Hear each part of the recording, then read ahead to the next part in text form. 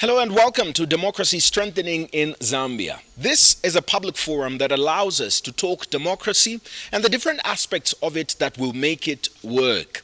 We talk about how we can make elections free, fair, and credible. One of the most important aspects of all of this is to make elections and democracy inclusive. This public forum is brought to you with the support of the Undp and is broadcast by Diamond TV. My name is Dingindaba Jonah Buyoya. An election is looming in 2026, and this year will be characterized by such discussions as this one. We've got a couple of these lined up, and we will be talking about how we can make democracy work for Zambia and how you can be a part of the process. We are at the Mulungushi International Conference Center, and I have a panel of guests whom I'm going to be introducing shortly, but we also do have a live audience, and I'd like to say welcome, ladies and gentlemen.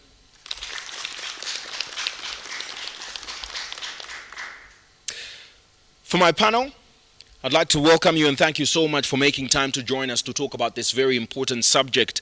Ian Banda from the Youth in Action for Disability Inclusion. He's the director. Thank you so much for making time to join us today to talk about this very important subject. I'd like to thank Kwalala Mangimela, who is the Programs Manager, Prisons Care and Counselling Association. We're grateful that you're a part of today's discussion.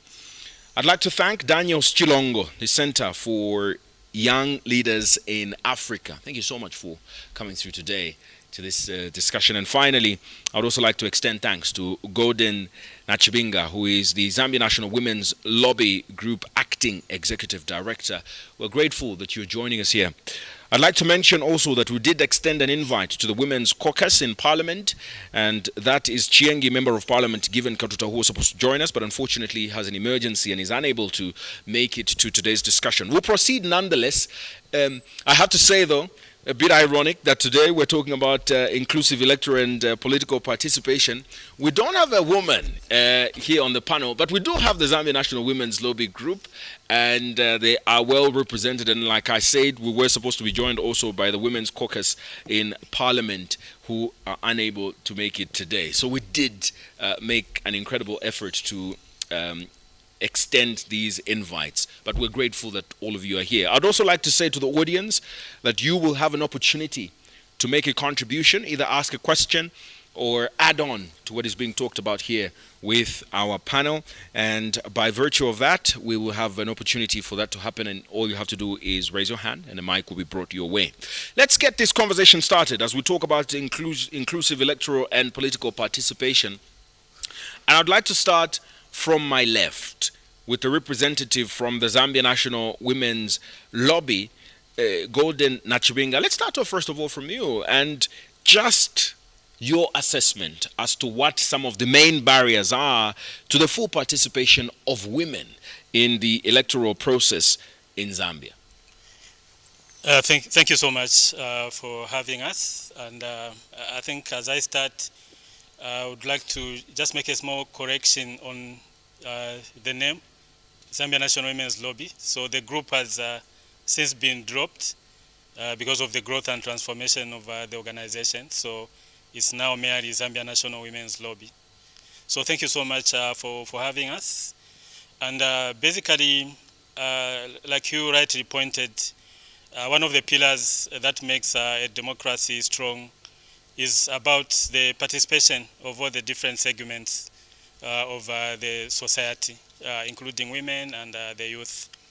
And when we particularly look at the situation of women, we'll see that actually, although women largely participated in the emancipation of this country in terms of the independence struggles, after the independence struggles, their representation and participation in decision-making has really kind of been static since independence up to this level.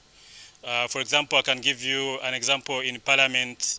The representation of women, the number of members of Parliament, female members of Parliament, has never gone beyond 20% since independence. It's always below 20%. So when we look at some of the barriers to the participation, one of them is our cultural and social norms, because the larger community still believes that men make better leadership than women.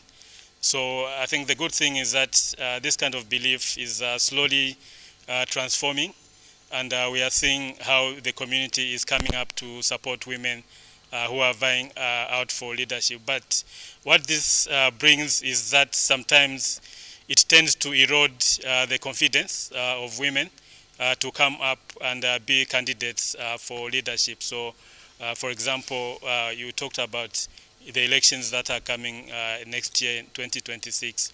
But actually, what is probably also interesting is that in every election, we look at elections from 2011 to the one in 2021, the number of women candidate has been gradually increasing over the period. So I think in 2026, we're expecting that there will be more women also that will come up to vie as candidates. But it means that different stakeholders have to address some of the barriers that are there. So, for example, one of the major barriers is actually the kind of electoral system that we have as Zambia, how we select our leaders. We are using what is called the majoritarian system, or the first past the post system. So this is the kind of system that does not recognize challenges that other sectors of society may be facing. Everyone will be required to file for nominations. They'll be required to campaign in the geographical area, if it's a constituency, if it's a ward, without realization, like some of the logistical challenges that could be there. So this one of the challenges.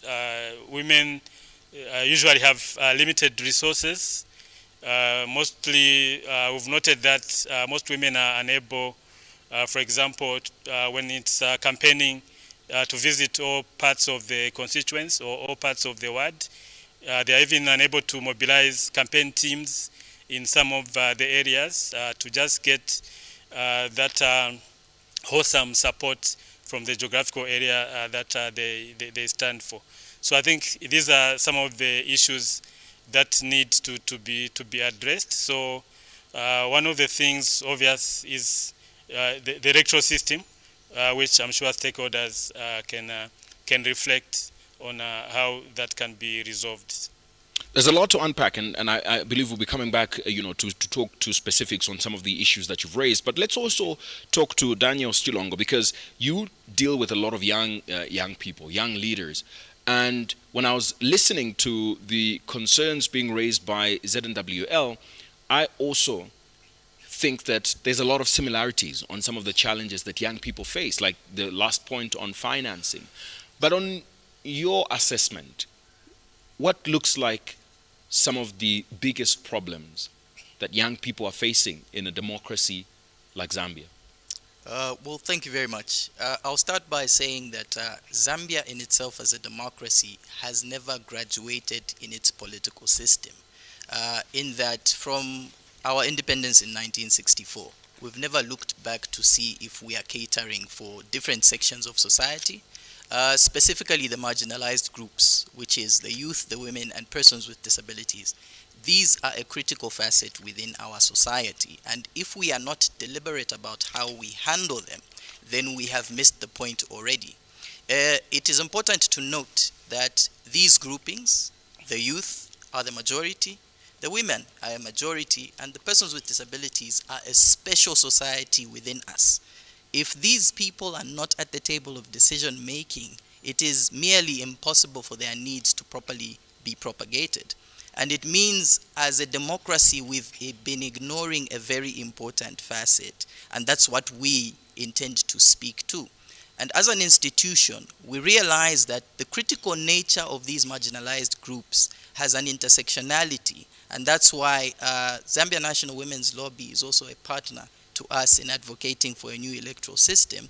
And similarly, ZAFOD, which represents the persons with disabilities. So it's very critical, Dingindaba, to, when formatting this conversation, to focus on what is the background of this challenge that we are facing. And you will find that it is because the way we have framed our democracy, we are not paying critical attention to the rights of the majority. We simply went for a system that is simplistic, that will be easy to manage. Except that brings forth a question that must be very critical. Is that bringing forth the democratic rights of the majority? And if the answer is no, the second question would be, what are we doing about it? So the critical focus of us in terms of women, youth, and persons with disabilities would be, what are the interventions we need to make before the next elections? And you will find that that conversation will now culminate into us really examining whether these systems we have used in the first past the post have really championed the issues of women, youth, and persons with disabilities. So my answer would be, our critical challenge is the system itself, in that it creates an extractive environment. The youth, women, and persons with disabilities being vulnerable in this society cannot meet these demands of extractive nature. For example, our political campaigns are not necessarily about who has the solutions, but who has the money. So if the youth and the women and the persons with disabilities don't have this money, you have already pitted a system against them. But that does not mean they shouldn't be at the table of discussion. Because if we are going to propound and propagate the Agenda 2063 or the Agenda 2030, which Zambia is party, then we must ensure that we leave no one behind. That means nothing for us without us. So from rhetoric, Dingindawa, we need to move to action. I'll come back to you, because there's a lot also to talk about when it comes to young people and their participation in leadership, and it's good that you're here to speak on their behalf. I would as well, but you're on the other side, so I would like to hear your thoughts. But something remarkable happened in 2021, and I think that's one of the reasons why the programs manager for Prisons Care and Counselling Association is here, Kwalala Mangimela. Inmates were allowed to participate in an election for the very first time in the history of our country. There was a lot of challenges with regards to this, but I want to hear your assessment as an organization of how that went in 2021. Well, yeah, actually right. Inmates participated in elections for the first time since independence on account of the Constitutional Court Judgment number 34 of 2017 in the case Godfrey Malembeka versus Attorney General and ECZ, which ruled that prisoners actually have the right to vote. So in 2021, they successfully participated in these elections. A lot of challenges came out, a lot of successes were scored, a lot of lessons were learned that we can build on as we go into the 2026 general elections. So one of the challenges that we encountered in the 2021 inmates participating in elections was, of course, issues to do with access to information for inmates. You know, in order for you to be able to make an informed choice, for your vote to be meaningful, you need to have access to information.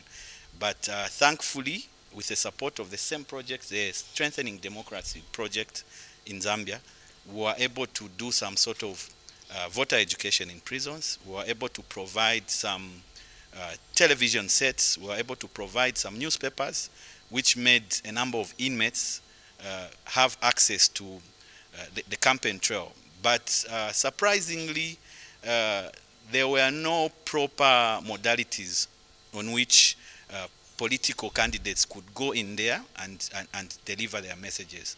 This is how come going forward we would want to fine-tune the guidelines on how inmates participate in elections. It is law now, but we will need to come to the table, get consensus on how exactly, not only those who are in power, because at that time, the current government was actually in the opposition, and one of their complaints was that they didn't have access to the people who were inside. But one of the good things that came out in that election is that out of the 21,000 incarcerated people at that time, about 14,963 managed to register as voters, and out of that, 13,540 managed to successfully cast their votes, representing, I think, 90.5%. in that same period, when you compare to other countries like South Africa, where they have about 116,000 inmates, only 11,000 were able to participate in their elections. Very small percentage. When you look at a country like Kenya, where they have about 80,000, only, I think, less than 8,000. So that should tell you something about Zambia, that people are actually, even though they are incarcerated, they are actually eager to participate in national affairs.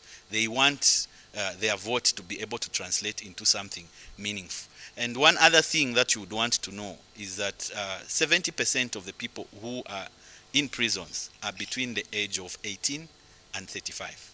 So that is quite a youthful population with a lot of hopes. So it was a success, it being the first time we are doing it in the history of our country, but still there's a lot that needs to be done. There's a lot that needs to be implemented as we go forward into the 2026 general elections.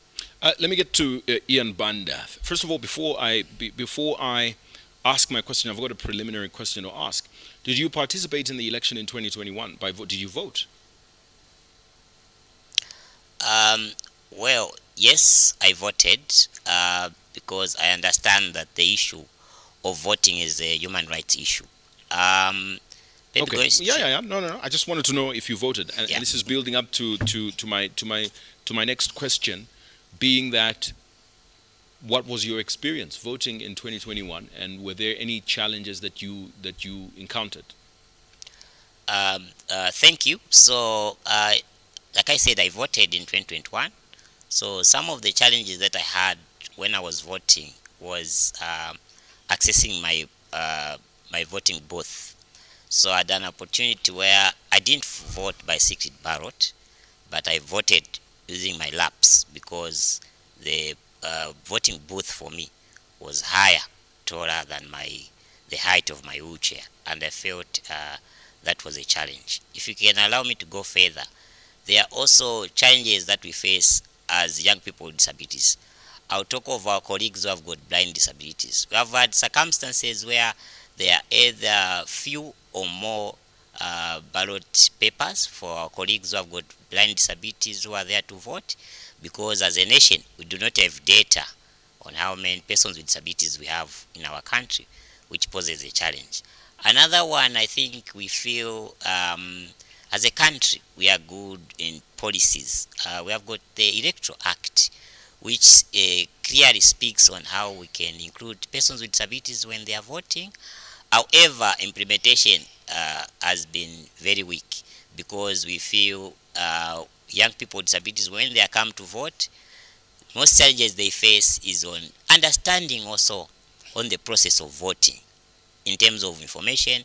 How do they access information on how to vote? It could be on different social media platforms.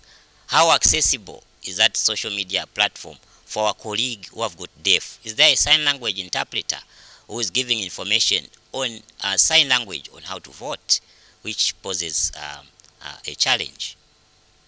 Let me get back to Kwalala Mangimela, because towards the end you raised some interesting points, but it also drove me towards thinking about electoral reforms. As the Constitution stands, if somebody's released from prison today, they will not be eligible to contest the election next year in 2026.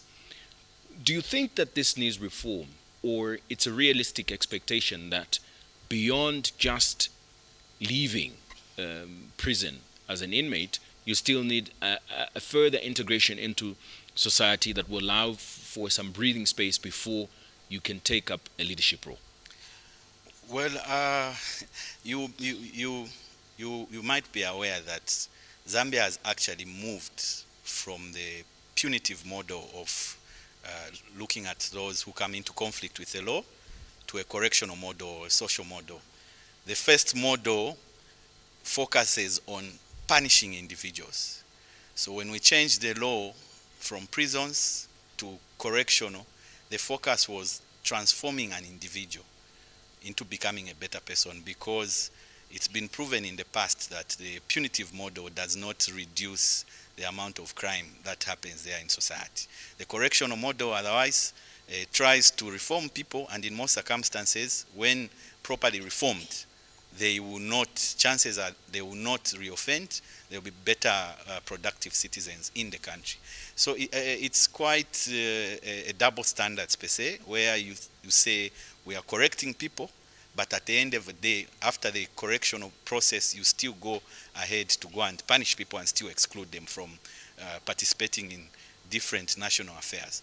So yeah, you are actually right in a way. We think as PRISCCA, it's actually double punishment. When a person is sentenced to a particular time in prison, there's some prescribed punishment that they are supposed to undergo through. So why again, after they're serving their sentence, should they go ahead and continue being punished or excluded from being part of the people that get to participate into affairs of affecting the nation? Yeah, so it's quite a double standard for us. But you work with a lot of ex-inmates Yes. as PRISCCA, and based on that, are you saying that when people get out of prison, of prison, they are reformed? Is that what your assessment has been since it was changed to correctional? We are getting services? there, because we just moved from that model to this new model. We are getting there. We still need to put in place certain things that will make people totally reform. For example, Zambia does not have a proper reintegration strategy. Those people who are leaving prison will end up reoffending because society is still unreceptive to such kind of people. There's still a lot of discrimination out there. There's still nothing to do out there. When somebody leaves prison, the chances are that they will find the home where they were staying 20 years ago is no longer a home. They will no longer have a job. They will no longer have a family to go to. So prison seems to be a more attractive place for such people. Statistics again will show that I think the level of recidivism or repeat offending still stands at 35%, which is quite high. So the underlying factors are because society is not able to receive them. Society still feels these people are still the same. A perfect example is what you are talking about, where you say because this person went to prison, they cannot stand as a councillor or as an MP. That's still some level of discrimination. But when you look at even the leaders that we have today, especially those that are coming from the freedom fighters era, most of them actually went to prison. Is it to say that they are bad people? No. Prison is just a place where people would go to reform and come out as better people.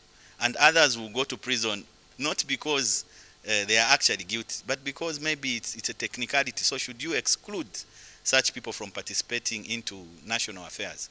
No.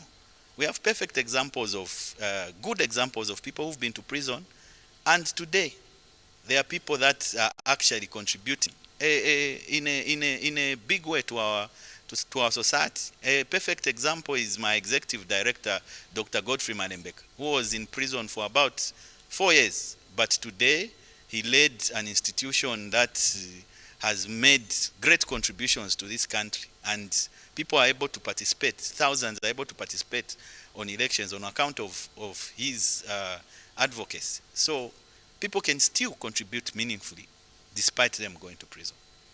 Let's talk about young people, Daniel Sichilongo. There's a question begging an answer. Not too many, but there are some young people of sorts that are leaders at the moment in Parliament, for example. And you've probably come across this question: are they a good representation of young people in Zambian society today, that they deserve further opportunity to lead? Well, I'll say one thing. Currently, we have one youth in Parliament, and that's Imanga Mnima from Nalolo constituency, and I think he's exceptional. He's a person, when you look at him as a young person, is a good embodiment of what we see when we say young people should lead. And also, if you look at the performance on the various committees. He might not be a minister, but he's on the Public Accounts Committee. And he performs quite exceptionally in asking the critical questions. But also he brings forth a youth paradigm in whatever he speaks about. And that is exactly what we ask for as an organization, and that is exactly what the youth of Zambia are asking for, to be provided a platform. Because we've been starved of platforms, a lot will go to the extreme to say, but the young people are not performing well. Well, I can flip that question to you, Dingindaba. How are the older people performing? Perhaps if that is something, I didn't want you to answer. It was a rhetorical question, please. So it's actually something we should be able to note out to say, as a society, we should get to a level where we speak to issues based on the actual need and focus on the matters of human rights. And as has been mentioned on this platform already, the critical thing about democracy is those actual human rights. How do we navigate to ensure that we build these capacities that might not be there at present, and ensure that these young people that we want to lead are there doing the right thing to ensure we see the Zambia that we want? Do you not think that taking up such huge responsibility requires one to be seasoned and well experienced in different aspects of life beyond just being academically astute? Where does the seasoning come from? Perhaps as another rhetorical question. I'll state it this way. The liberators of this country, in the time when they were fighting with their blood, were actually young people. They were youths at most. But they fought for this country. What you call Zambia today is existing because of young people then. You cannot say that the young people today cannot do the same. It is simply because you are not providing that opportunity, you are not providing that platform, and you are not looking at democracy for what it should be. So if we truly believe in these human rights, best believe I can point at 100 young people that can do exceptionally well and take this country where it needs to be. So to answer your question, I do believe that the young people are doing exceptionally well, and they can do even better if we support them, do the right thing, and give them that opportunity. Let's talk about the women participation. At the start of this public forum, you said that there's been gradual growth, which is absolutely acknowledged. There's been gradual growth with women participation in politics. But there's also terrible participation in actual parliament and in cabinet, probably cabinet even worse. You've got 3 women in cabinet, and yet there's 24 people in that cabinet. What does this say about the current state of affairs, that while there is so much activism and so much call for participation of women, there's very little participation of women in actual sense? Thank you so much for that question, because I think it really reflects on how perceptions of society, which are also illustrated through the authority. So you can see that from, even if you take the previous cabinet, you still see that women's participation was low. You take previous parliaments, you see that women's participation was low. So I think it's a challenge to the citizenry to ensure that I think apart from, for example, the expectations of authority maybe to appoint women as cabinet ministers, but also we know that in our system, cabinet ministers are appointed from among members of parliament. So the wider challenge still goes back to society and other stakeholders to ensure that more women are churned into bodies of decision making, such as parliament and at local government, so that there will be, even when we are advocating to authorities to appoint more women, there should be a wider net from where the appointments have to be made. But this is not to like give an excuse. I think the appointing authority still have that leverage to do those appointments. For example, our constitution is very clear on Article 259 that it talks about every time appointing authorities are doing appointments, there should be a gender consideration to try to balance the numbers of women and the numbers of men. So I think appointing authorities still have a lot to do, but as a society, we still have also a lot to do to support women so that they access those decision-making positions. There's a lot that contributes to the present scenario of women participation. Absolutely a lot of things. But one of them, and I believe you agree, are cultural tendencies, cultural practices, cultural beliefs that contribute to our response. But here you are, and if I'm allowed to assume, I think you are above 40, and so how do you find yourself advocating for women when the larger majority of the cultural issues in Zambia suggest that women must not actively participate? And it's a lot of the times older men who don't believe that women should have a table among the men. Yeah, that's really interesting question you've posed to me. But basically, when we look at our society, for me, there's very little differences between women and men, because most of us from the homes where we've come from, probably there's a parent, there's a mother, there's a father, and if you are a female, probably there's a sister. We are one society. So I think for men to believe that they cannot support women because women are so separate, I think it's really shooting ourselves as men in the foot, because whatever a female is able to achieve, that is an achievement for the whole society. If female members of parliament are contributing well in society, they are making decisions for all of us, it's a progress for the whole society. So the issue of really for the men to think that as a man you cannot support women agenda, it could be something misplaced, because we are all intertwined into the same person really as human beings. I mean, I know you've attempted to answer my question, but I'm very curious to find out what changed your opinion. And I say this because I'm not above 40, but I am not above 10 years of advocating for equality. Because before that, the system surrounding me suggested that, that was absurd. From a religious point of view, the church that I belonged to, a woman could not become a priest or any of those things, could not stand in front of the congregation or speak. And this is also replicated in different parts of our society. So at what point did you feel this needs to change, or what made you change your perception, or have you always been the way you are?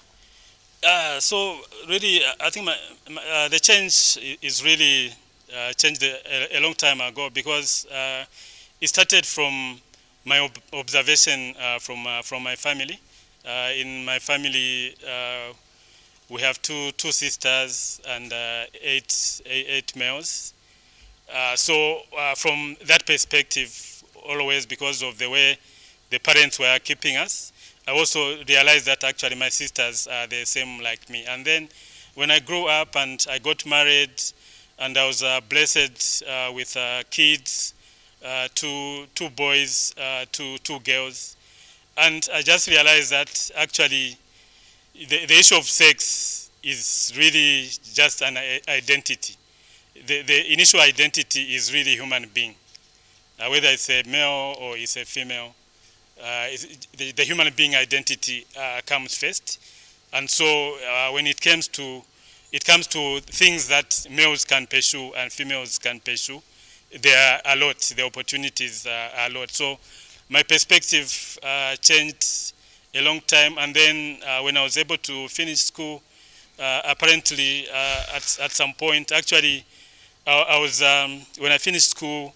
I was first my first job. I got a job in government, but I left my job after 3 years because I wanted to pursue a more NGO related field because of the advocacy I felt could put towards the advocacy for not just women's rights, but the rights of persons, human rights in particular. So before I move on to Ian, what you are saying is that part of the solution to this, an inclusion of women in participation of leadership and other aspects, should start from home. Yes, I think the perspective, I'm really throwing a challenge to men to really think, because sometimes people have a feeling that maybe the issue of women's rights, it antagonizes opportunities that men have, actually. But I think as men, we need to start thinking about those opportunities should be open to everyone. And women also have capabilities that they can contribute to the same success would want to contribute as women. So I think men, we need to challenge ourselves if we haven't yet reflected on that. All right. Let me get to Ian Banda. There's a lot of times that, and we've probably heard this as well from young people, that they elect leaders and these leaders go to parliament, for example, and they no longer represent them.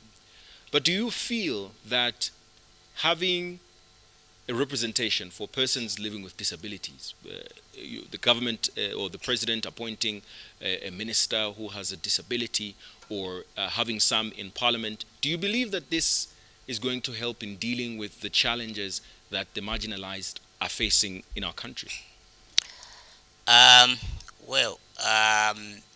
The appointment of having a representative of a disability in parliament, yes, it would be key.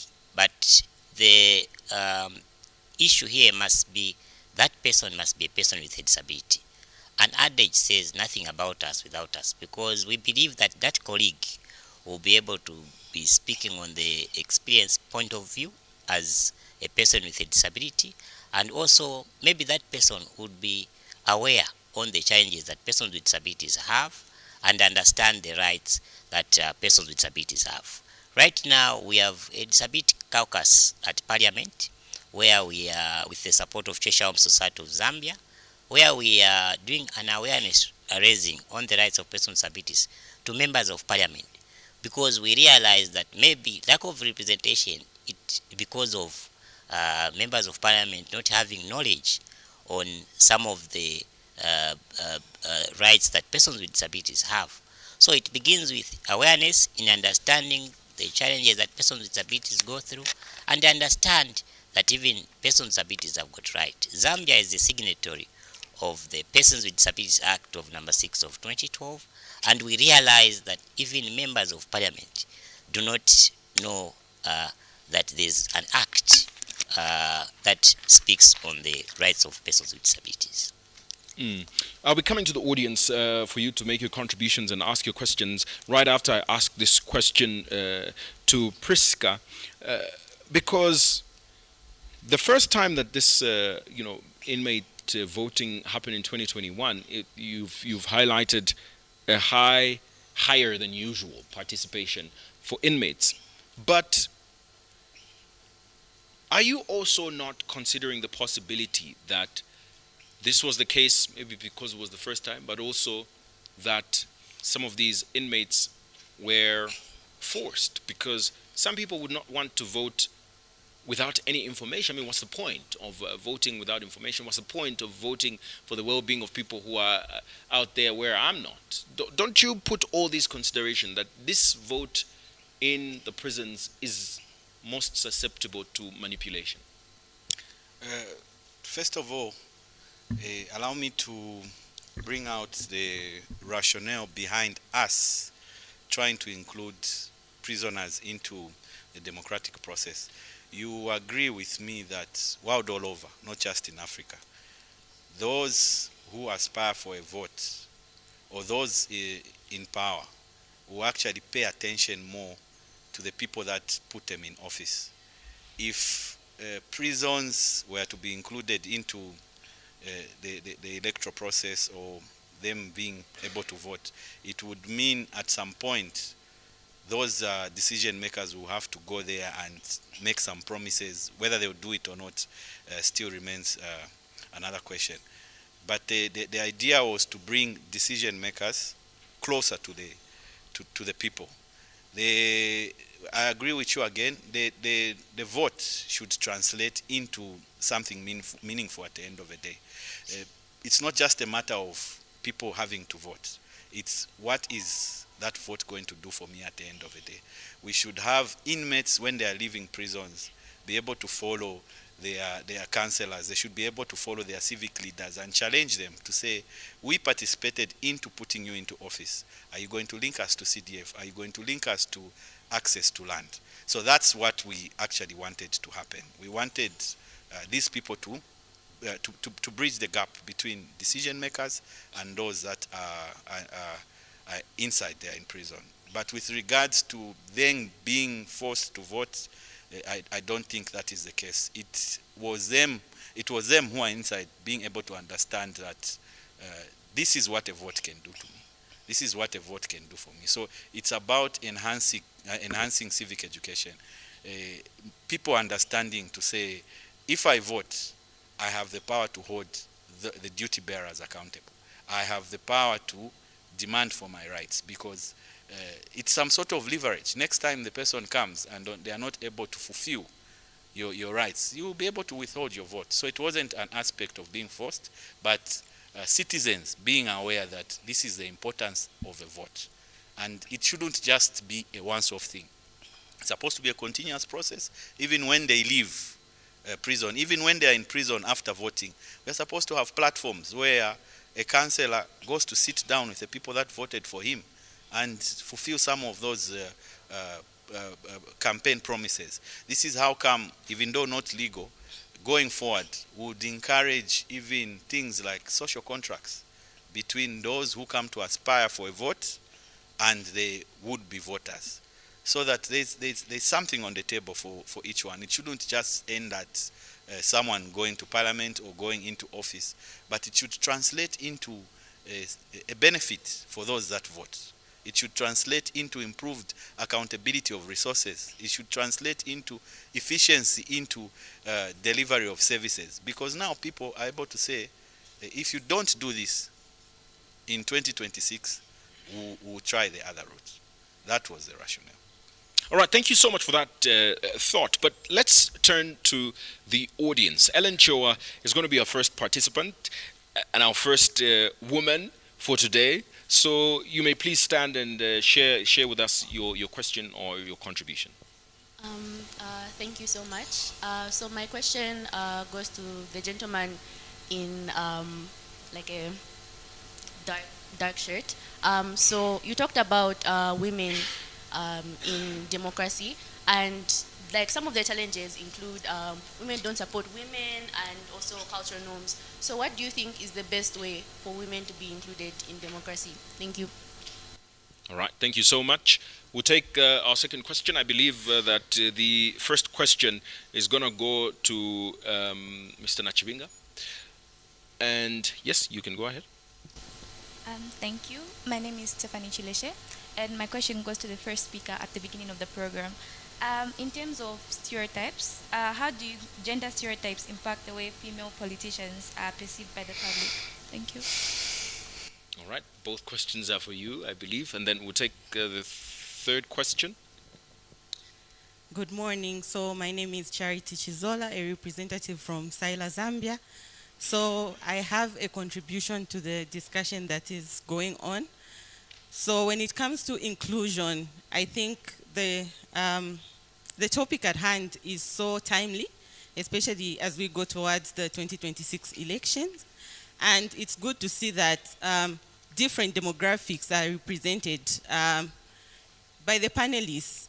And we cannot forsake the fact that, you know, the issues of inclusion brings about lived experiences. That's why it is important that different demographics represented by the panelists are actually present in either local government or parliament, because each and every person, be it the women, the youth, the persons with disabilities, including the prisoners, bring out their lived experiences. That's how policy is also formulated. So another question that I have goes to Mr. Mangimela. What mechanisms are you going to ensure that are put in place for social accountability? You mentioned so many aspects that the prisoners need linkages to when it comes to, voting. What social accountability measures are you trying to put in place so that those things are accessible to them and the leaders are accountable as well? All right, we'll take a final question for this round. Good afternoon. My name is Loveness Macaulay from the Center for Leaders in Africa. My question also goes to Mr. Mangimela. What modalities have you put in place to ensure that civic education is accessible to prisoners going forward? Thank you. All right, so we'll take both questions. We'll start with you, Mr. Gordon Nachibinga. You had two questions coming your way, so you can go ahead. Thank you so much for those questions. So I think they're kind of related, but let me start with the question from Ellen Chirwa. I think she talked about what could be the best way to improve women participation, looking at challenges women face, such as women not supporting each other as one of the challenges. So I think basically when you look at the cultural issues, you might actually think that it's something that women like are the generators of not supporting each other, but actually have to look at comprehensively around how other factors come to play. So I think the issues to do with gender stereotype, it's really everything comes out from our culture. I'm sure you know about the norms. So the norms are the things a particular culture feel that they are normal, but some of them, they're actually just beliefs. Some of them are just myths, and so they affect how people judge the females. So some people feel that maybe the females are not able to be leaders, they are weak, they can't campaign in our geographical areas. So all that kind of prejudice, it's really, some of them are not facts, but they influence how people make decisions. And so that impacts on how women are viewed from the larger society, and it affects their participation. But quickly, when it comes to what can be done to really improve women's participation. So I think one of them we alluded to, I think it's about legal reform, where one of the things is really changing the electoral system. Once we change the electoral system, in the region, countries that are using, for example, proportional systems to elect their leaders, women's representation has been improving gradually. But also within our society, it means we need to continue influencing each other by creating awareness. Those that have that awareness and are in support of women's leadership, we can take a step further to just not keep that consciousness, but also influence others so that we have a larger community that is supporting women. For example, I think in the 2026 elections, we'll still go into elections with the same electoral system, the first past the post. So it's incumbent upon community to support the women that will stand to be elected. Let me talk to Kwalala Mangimela from PRISCCA. There were two questions that were directed your way, so if you could quickly respond to them. Yes. So the issue of enhancing social accountability by inmates calls for two things. One, you have to build the capacity of inmates to be able to hold these duty bearers accountable. They need to understand that some of the things that are done for them are actually not a favor, but something that is due by right for them. We also have to create platforms on which these our duty bearers can engage these right holders. You'll be shocked to find out how many of our leaders have actually visited prisons. Very few. They would visit a prison just to go and see a friend, but not to go and sit down and have a platform like this and engage the people that are inside there. So there's a lot that we need to do. It's not only an institution like PRISCCA that can create those platforms. There's other institutions which are working in prisons who can create some platforms and bring together duty bearers and right holders and discuss various issues that are affecting prisons. Same applies to the issue of civic education. It's not one single institution that can provide this civic education. It is through such programs or projects like the DSZ. In 2021, truthfully speaking, without the DSZ project, there would have been very little voter education in prisons. So this is a project that played a pivotal role in ensuring that people vote correctly, people understand why they are actually voting, and also enhance things like access to information. So we should, moving forward, be able to hold such programs, not only during the election period, but programs that are continuous or all year round. But also we should have a way in which our friends who are inside be able to access this information. It's different from us who are outside, who are able to walk and visit a particular place and get access to information. Most of the things that happen in a prison are actually taken to them. So we all have a role to play in both promoting social accountability inside there and also civic education, which is actually a right for everyone. Let's take our final round of questions, and we'll start from here. Then the gentleman at the back, and we'll take the gentleman at the far end. So we'll start with him. Let's start with him. All right, thank you. My name is Michael Sikawanga from VSI, Visionary Students Initiative. So I have a question for you, sir, at my far right. So to begin with, I'm so sorry to hear about your experience with the voting process. And so now my question is, going forward to 2026, what have you put in place? What's being done about the situation? What's the government deliberately doing to make voting better for persons with disabilities? Be it walking, be it with seeing, be it all kinds of disabilities. What have you guys brought forth on the table for the government to do? What do you want the government to do for you that they're actually going to do by 2026? Thank you so much. Thanks a lot. We take a second question from the far end, and then we'll end up from here.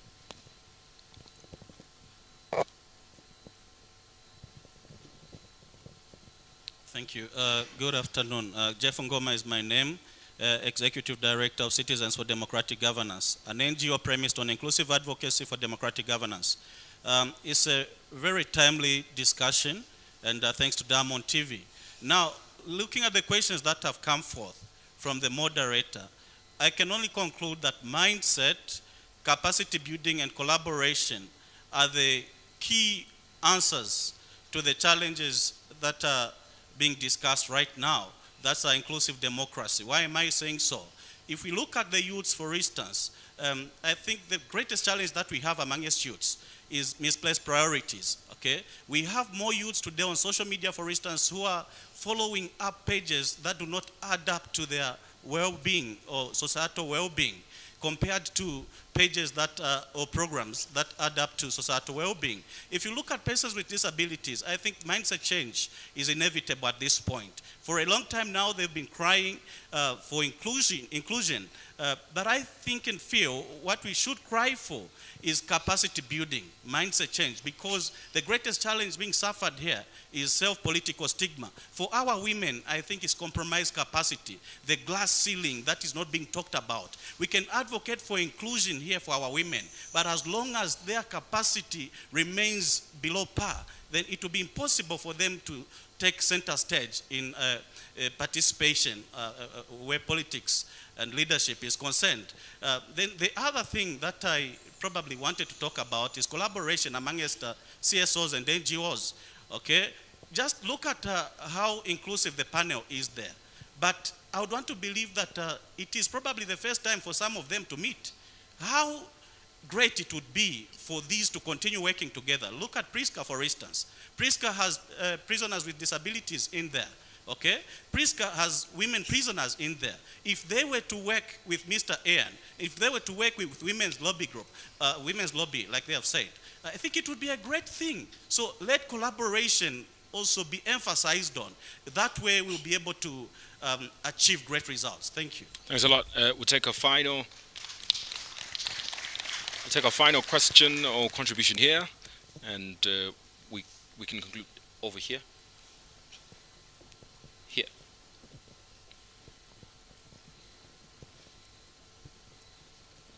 Thank you very much. My name is Kelvin Kalua from the Center for Young Leaders in Africa. I think I have my question goes to the gentleman over there. I think from, is it PRISCCA? Yes, yes. Yeah, to appreciate the work that you are doing in prisons. That's very good work. I think I just have a short question. If you have any statistics on political violence in prisons during the 2021 elections, if you may share, and also how's the political environment in prisons, especially in 2021, because we know that in the previous regime we had a lot of cases that were hinging on political violence. We had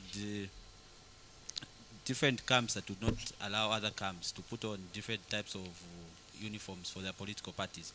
So I wanted to find out, regardless of the work that you're doing in prisons, are there any cases of political violence post 2021 and during 2021 campaigns? Thank you. All right. Let's start off first of all with Ian Banda. There was a question raised for you. You could go ahead and respond to that. Like I mentioned, we always proud to mention that the right to vote is a human rights issue. I think I'm happy to mention that previously in the 2021 general election, one of the strategies we used, not only persons with disabilities to vote, but to participate in the electoral process. What we did was to ensure that the Electoral Commission of Zambia recruit young people with disabilities as polling assistants, because we realized that the issue is not only about voting, but for them to participate in the electoral process, because that will ensure that even our public, as they are coming to vote, they might be aware that persons with disabilities must participate in voting, and also help our colleagues who have got disabilities to understand that the issues of voting, anyone has got a right. One of the strategies, again, with the support of ZAFOD, which is called Zambia Federation for the Disabled, is a disability umbrella organization in Zambia, has been influencing organizations of persons with disabilities, where us as young people with disabilities, an organization for young people with disabilities, are participating in decision making over election. So we do have continuous engagement from the Electoral Commission of Zambia when there are policy formulation, programming in terms of election, in offering solutions how well young people with disabilities can participate in election. The strategies is continuous engagement in encouraging the Electoral Commission of Zambia to include persons with disabilities in the electoral process, and ensuring that there's policy formulation, because we have realized that the issue of advocacy, if is done with people that are in governance now, what will happen to the next lead or governance that will come? And that way, it will be helped through policy formulation, because when you have a policy in place that will ensure that persons with disabilities must participate in election, then there will be continuous engagement of persons with disabilities in the electoral process, and no one will be left behind. Thanks so much. Let me also hear from Kwalala Mangimela. As you respond to that question, you also conclude your discussion. Yes, thank you very much.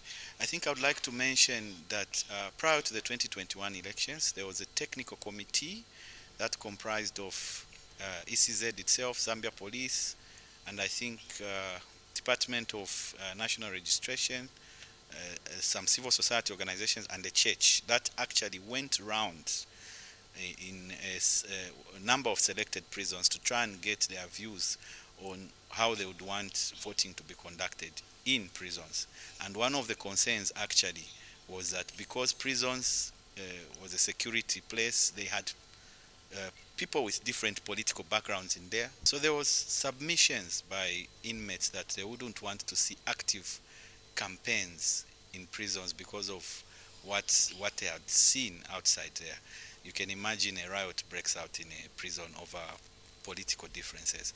So some of their submissions were, why don't we go the Kenyan way, where they mount a big television and somebody just plays a video of their manifesto, or just distribute a number of flyers, which also has its own disadvantages and advantages. So in the end, we were able to see a similar voting pattern just like outside. So the way, for example, a prison situated in Kawambwa, the way the people in that particular constituency voted was sort of similar to the way the people in that prison actually voted. So that was it. So in terms of recording incidences of violence, unless we missed it, there was actually nothing that we saw.